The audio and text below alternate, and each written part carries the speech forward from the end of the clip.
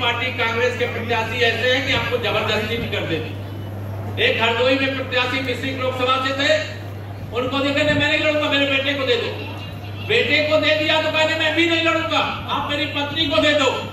3 ticket. अभी इनके चाचा जो कल गुंडागर्दी की भाषा बोल रहे थे, श्री शिवपाल यादव जी, उन्होंने कहा अगर सपा को वोट नहीं दिया तो चुनाव के बाद देख लेंगे। अरे चुनाव के बाद तो सपा ही सफा होने वाली है, समाजवादी पार्टी होने वाली है। अब जब 2014 के लोकसभा चुनाव में तुम भाजपा के कार्यकर्ताओं को और जनता को देख नहीं पाए, 2017 के विधानसभा में नहीं देख पाए, तो 2024 में तब गंगा जी में बहुत पानी बह गया। अब तुम्हारी गुंडागर्दी उत्तर प्रदेश में चलने वाली नहीं है। ना गुंडागर्दी, ना दंगागर्दी, ना भ्रष्टाचार, ना अत्याचार, ना जमीनों पर कब्जा, ना प्लाटों पे कब्जा, ना मकानों पर कब्जा। यह व्यवस्था परिवर्तन के लिए लोगों ने अपना जो जनादेश दिया था, डबल इंजन की जो सरकार बनाई थी, जिसके कारण आज उत्तर प्रदेश के सभी 75 जिले सुकून की नींद सो रहे हैं। जब मैं प्रदेश अध्यक्ष 2016 में बना था, इसी यूपी में मैं घूमता था, कई जिलों में रात के समय कई थानों में ताला लगा करके पुलिस और दरोगा पुलिस लाइन चले जाया करते थे। आज क्या कोई गुंडागर्दी कर सकता है क्या? किसी गुंडा को गुंडागर्दी करने की छूट नहीं, उसके खिलाफ कड़ी से कड़ी कार्रवाई करने वाली सरकार आप सबने रात दिन मेहनत करके बनाने का काम किया। 2024 का यह लोकसभा चुनाव ऐतिहासिक चुनाव है, पूरे विश्व की नजर है। सरकार बनाने को लेकर के मैंने कहा ना मुझे शंका, ना आपको शंका, ना विरोधियों को शंका, लेकिन पूरी दुनिया में विश्व का सबसे शक्तिशाली नेता, भारत का सबसे लोकप्रिय जनप्रिय नेता है, इसके लिए अपने भारी समर्थन से उनको अपना समर्थन जताने का काम करें। आपको मालूम है G20 की बैठक हुई थी दिल्ली में, पूरे दुनिया के राष्ट्रपति और प्रधानमंत्री यहाँ पर आए थे। हम लोग फिल्म का वह गाना मेरा भारत वो भारत है जिसके पीछे संसार चला, लेकिन मेरा मोदी वह मोदी है जिसके पीछे संसार खड़ा। यह भी दृश्य हम सब लोगों ने अपनी आंखों से देखा। आज दिन रात मेहनत करने वाला ऐसा प्रधानमंत्री भूल जाते हैं लोग। अगर मैं मुरादाबाद की बात करूं, यहाँ सब जनप्रतिनिधि भी बैठे हैं, आप सब कार्यकर्ता भी बैठे हैं। 2017 से पहले बताओ मुरादाबाद में कितने घंटे बिजली आती थी? अब कितनी आती है? तो आप इसको ध्यान रखना, सपा बसपा के समय बिजली आती नहीं थी और भाजपा की सरकार के समय बिजली जाती नहीं है। ये फर्क क्यों आया है? क्योंकि हम प्रधानमंत्री माननीय नरेंद्र मोदी जी के मार्गदर्शन में, आदरणीय योगी आदित्यनाथ जी के नेतृत्व में उत्तर प्रदेश में जो सुशासन देने का वादा किया है, जो कुशासन को हटाने का वादा किया है, राम राज्य जिसको कहते हैं वैसी परिस्थिति पैदा करने का वादा किया है, तो उसको हम निभाने का काम भी हमारी सरकार कर रही है। देश की सरकार ने, माननीय प्रधानमंत्री श्री नरेंद्र मोदी जी ने देश में किसानों को, गरीबों को, उज्ज्वला योजना की कनेक्शन धारकों को, प्रधानमंत्री आवास के लाभार्थियों को, अनेक प्रकार की योजनाओं का लाभ पाने वाले लोगों को 34 लाख करोड़ रुपया 52 करोड़ बैंक खातों के माध्यम से, डीबीटी के माध्यम से भ्रष्टाचार को मिटाने के लिए भेजा और पूरा 34 लाख करोड़ रुपया पहुंचा। ये सपा बसपा कांग्रेस की जब सरकार होती थी, ये बड़े गर्व से कहते थे कि हम दिल्ली से 1 रुपया भेजते हैं तो 15 पैसा पहुंचता है।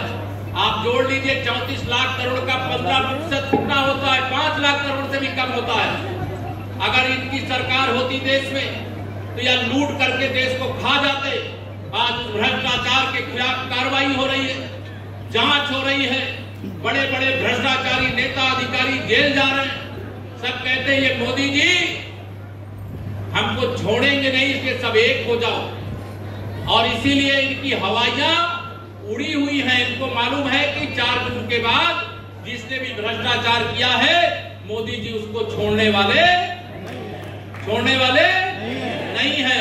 इसलिए विश्व में माननीय नरेंद्र मोदी जी की पूरी दुनिया के लोग, ये कांग्रेस के लोग प्रचार करते, दुष्प्रचार करते, जिन्होंने इस देश में इमरजेंसी लगाई, जिन्होंने गरीबों का, किसानों का, सबका अधिकार लूटा, वो कहते हैं माननीय नरेंद्र मोदी जी के नेतृत्व में लोकतंत्र खतरे में है। बताओ लोकतंत्र खतरे में है क्या?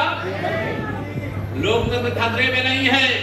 श्री राहुल गांधी जी, श्री अखिलेश यादव जी, ममता बनर्जी जी जैसे तमाम नेताओं का राजनीतिक भविष्य खतरे में पड़ गया है। पहले हम उत्तर भारत में जीतते थे, लेकिन आज उत्तर भारत हो चाहे दक्षिण भारत हो, पूर्वी भारत हो चाहे पश्चिमी भारत हो, जो एक भारत और श्रेष्ठ भारत के लिए काम करता है, पूरे देश का आशीर्वाद उनको मिलता है। हमने सबका साथ सबका विकास करने का जो संकल्प लिया, और उस सबका साथ सबका विकास के संकल्प में सभी योजनाओं का लाभ सबको बिना भेदभाव के मिल रहा है कि नहीं मिल रहा? मिल रहा है कि नहीं मिल रहा? अगर सबको योजनाओं का लाभ मिल रहा है तो सबसे हमें वोट मांगने जाना चाहिए कि नहीं जाना चाहिए? जाना चाहिए। इसलिए मैं आप सबको यहाँ पर आह्वान करना चाहता हूँ।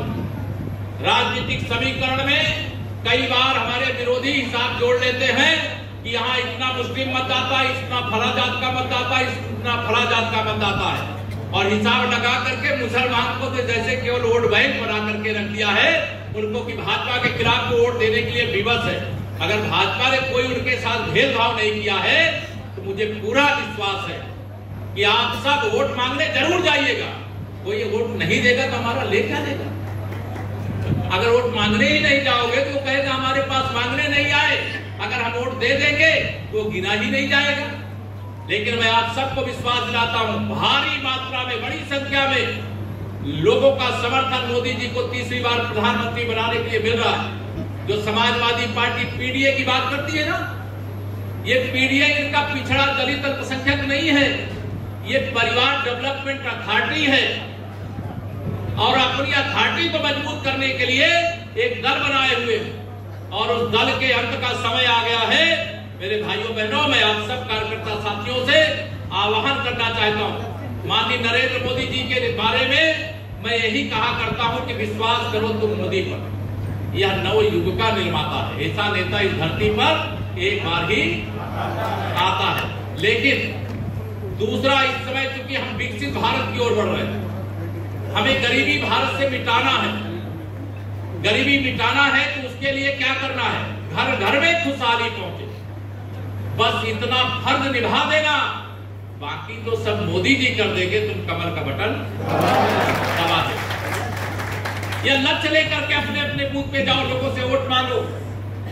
जिस प्रकार से लोगों के जीवन को खुशहाल बनाने के लिए भारतीय जनता पार्टी की डबल इंजन सरकार ने सेवा की है, हम सबका समर्थन मांगते हैं, सहयोग मांगते हैं।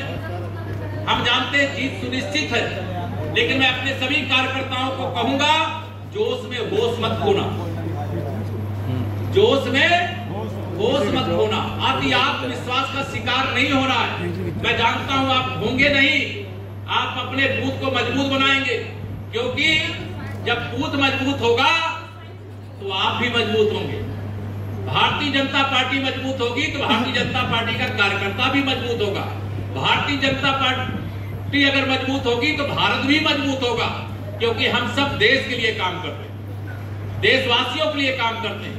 हमारे प्रधानमंत्री जी कहते हैं मेरे परिवारजनों, यही कहते हैं कि नहीं कहते? विरोधी कहते हैं कि मोदी जी का कोई परिवार नहीं है। माननीय मोदी जी ने कहा मेरा परिवार संपूर्ण भारतवर्ष है, मेरा परिवार देश के 140 करोड़ निवासी हैं, मैं किसी के साथ भेदभाव नहीं करता। और इसीलिए आप में से भी कई लोग अपने मोबाइल में वो लगाया है ना, मैं मोदी जी का परिवार क्या लगाया है। तो यहाँ जब पूरा देश उठ करके मोदी जी के साथ खड़ा हो जाता है तो वह खड़े होने का इस समय है। पूरे जिम्मेदारी के साथ भारतीय जनता पार्टी देश को 100 वर्ष आगे ले जाने के लक्ष्य के साथ काम कर रही है।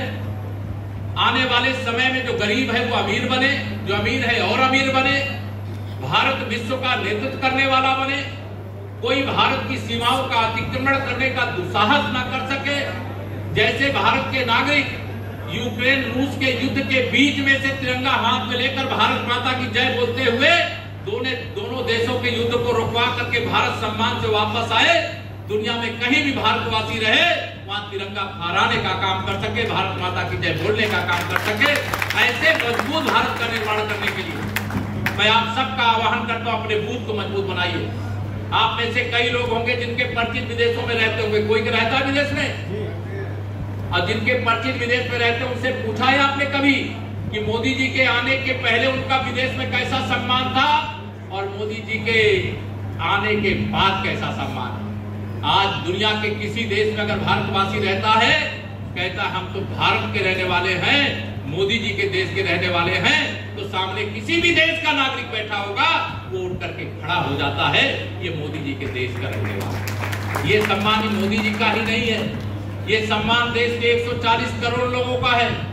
यह सुरक्षा, सर्जिकल स्ट्राइक आज भी मैं अखबार में पढ़ रहा था, पाकिस्तान वाले आरोप लगा रहे थे भारत ने फिर सर्जिकल स्ट्राइक की है, उनके देश में घुस करके आतंकियों को मारा है। लेकिन मैं बार बार कहता हूं, सत्य यदि दुर्बल हुआ तो कौन उस पर काम देता, शक्तिशाली की गलत भी बात यह जग मान लेता। आज भारत किसी को सताने के लिए शक्ति नहीं बढ़ा रहा है, किसी को दबाव में लाने के लिए शक्ति नहीं बढ़ा रहा है। आज आत्मनिर्भर भारत मोदी जी के नेतृत्व में इसलिए बन रहा है, उनका लक्ष्य एकदम स्पष्ट है, और जब लक्ष्य स्पष्ट होता है, जैसे अर्जुन के लिए कि चिड़िया की आंख के अलावा कुछ नहीं दिखाई देता था, वैसे ही माननीय नरेंद्र मोदी जी एक चैनल के इंटरव्यू में जब उनके पत्रकार ने कहा, लगता है मोदी जी आप 2024 नहीं 2029 की तैयारी कर रहे हैं, उन्होंने कहा कहां रुक गए अरुण जी आप, हम 2029 की नहीं, हम तो 2047 की तैयारी कर रहे हैं। आपके विश्वास से भरा हुआ नेतृत्व हमारा है, ईमानदारी की साक्षात प्रतिमूर्ति।